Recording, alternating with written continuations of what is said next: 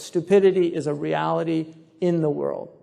And all of us have elements. I mean, we do stupid things as humans, all of us. Nobody's, with the exception of the prophets, nobody is exempt from doing something stupid. But to be ahmaq, that is a great calamity.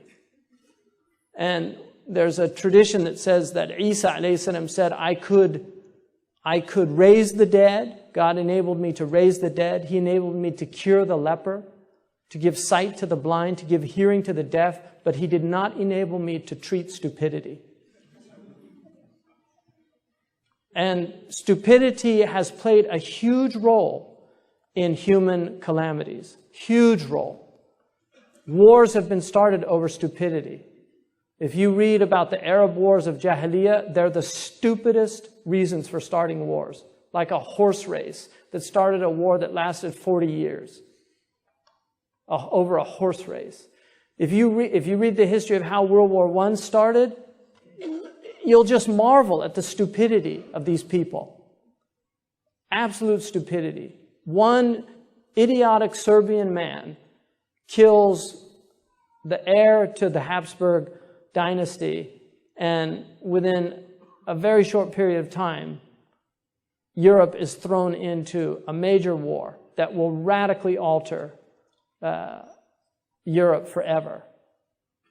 And that leads to the Second World War, because there is no World War II without World War I. There's no Nazis without the Versailles Treaty. So one idiot shot a man in Sarajevo, and that led to tens of millions of people being killed. If that's not stupidity, and you look at what's happened in the Muslim world of late, you look at what's happened, how stupid. We have so many stupid Muslims. I mean, I'm just going to flat out say it. We have mutakhallifun. We have idiots out there that are doing things in the name of Islam that nobody in the history of Islam has done. It's beyond belief. So it's a major problem. And this is why you have to educate people. You have to educate people so that the stupid people are marginalized. And there's enough intelligent people to recognize that guy's an idiot. But now we've got, people that are uneducated listening to idiots and thinking that they actually have something to say and that they're making sense. That is a calamity.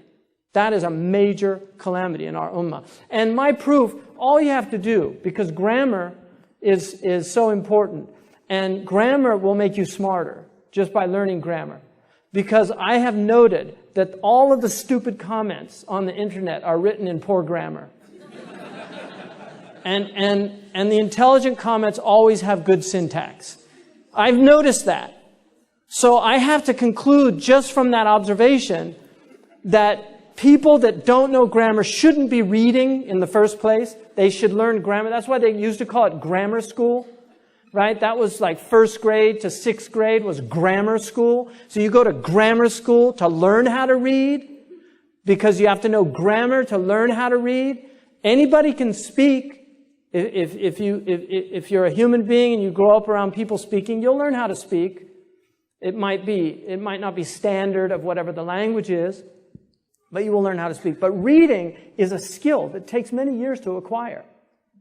And language is very complicated, it's very sophisticated. If you can't determine a subordinate clause if you can't determine a dependent clause from an independent clause, right? Or what they call same terminology, a major clause from a subordinate clause. If you can't distinguish between those two, don't comment on what the person's saying. Don't make any comments. And people can't do this anymore. And this is why Sheikh Abdullah considers the Arabic language to be so important in learning our religion. That if you have not learned this, and it takes a long time, and like Sheikh Dr. Nasser was saying about elitism, people say, oh, that's elitism. No, it's intelligence. That's all it is.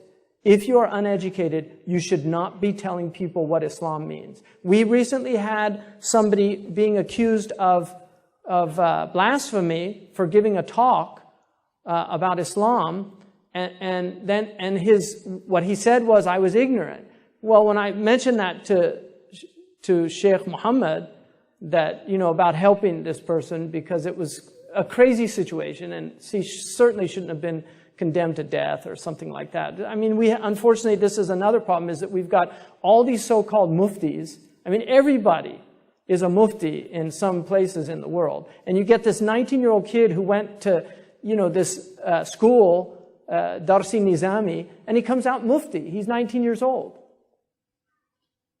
It's not that simple. A mufti is a very high position in the Sharia, to be giving a legal opinion. I mean, you have mufti of just telling you what a madhab says about this, that, or the other, but to actually give a legal opinion to a problem, that takes a lot of training and skill. And you certainly, Imam Malik was doing it by the age of 17. But it's a problem because we have highly mediocre students now studying Sharia, and the best students go to these other colleges, and Sharia is the most difficult of all the sciences. It's much more difficult than medicine. It's more difficult than physics. Those things are not hard to learn. They're really not that hard to learn. Medicine is not hard to learn, and I know there's some good doctors here, but I used to work in a hospital, and there are some really dumb doctors out there too that will kill you if given a chance.